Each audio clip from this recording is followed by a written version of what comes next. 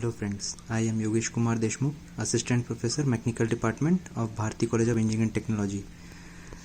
Today we are going to learn about electrical equipments in power plant. In power plant, the major output is electricity. A number of electrical equipments are required. बहुत सारे equipments use होते हैं power plant में, क्योंकि major output हमको power plant में क्या है, इलेक्ट्रिसिटी ही चाहिए. तो उसमें से एक है जनरेटर, सबसे मेन कंपोनेंट. जनरेटर काम क्या है देखिए. A generator converts mechanical energy into electrical energy. Mechanical energy को इलेक्ट्रिकल एनर्जी में कन्वर्ट करता है. क्यों? क्योंकि जनरेटर सेम शाफ्ट में जुड़ा रहता है जिससे टरबाइन जुड़ा हुआ होता है. ठीक है.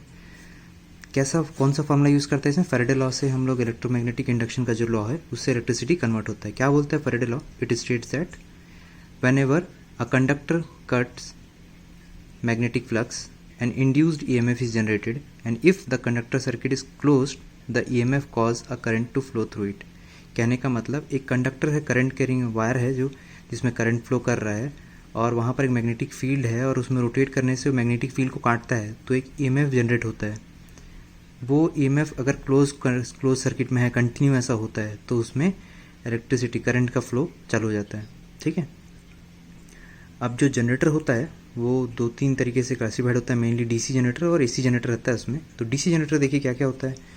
2 वायर जनरेटर होता है, 3 वायर जनरेटर होता है, रोटेटरी जनरेटर होता है, मर्क्यूरी जनरेटर होता है. ये 4 तरह के डीसी जनरेटर होते हैं, डायरेक्ट करंट जनरेटर. ठीक है. वैसे ही अल्टरनेटिंग करंट जनरेटर भी होते हैं, synchronous generator, induction generator, frequency change set और फेस कन्वर्टर. ये 4 होते हैं जो एसी कन्वर्टर जनरेटर होते हैं, है ना.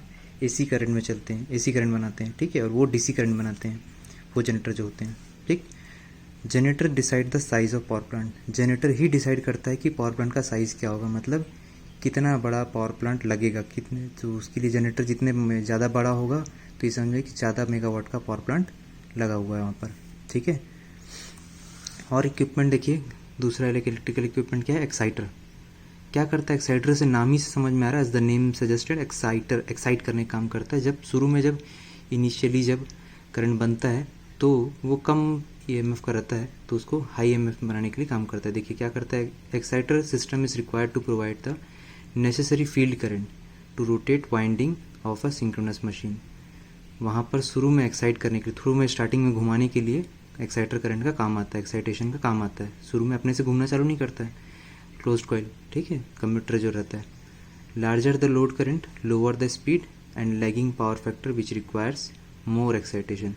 अगर लार्ज करंट लोड चाहिए तो स्पीड कम रहेगा, तो पावर फैक्टर ख़राब हो जाएगा, तो उसके लिए एक्साइटेशंस की ज़रूरत पड़ती है. ठीक है.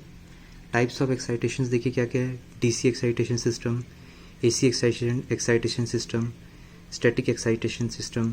ठीक. ये 3 हैं टाइप्स एक्साइटेशंस की. इसके बाद देखिए क्या है एक और इलेक्ट्रिकल इक्विपमेंट क्या है, कम्यूटेटर. कम्यूटेटर का बहुत इंपॉर्टेंट काम है. क्यों? In order to convert AC to DC, a mechanical switching device can be operated by the rotation of generator shaft. Is called commutator.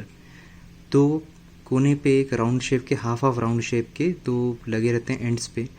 वो दोनों जब रोटेट करते हैं, कन्वर्ट एक दूसरे के अपोजिट मैग्नेटिक पोल्स की वजह से, तो जब वो कम्यूटेट करते हैं, कंटिन्यूस साइकिल्स में घूमने लगते हैं, तो हमारा जो करंट है वो AC को DC में चेंज करने के लिए काम आता है कम्यूटेटर का.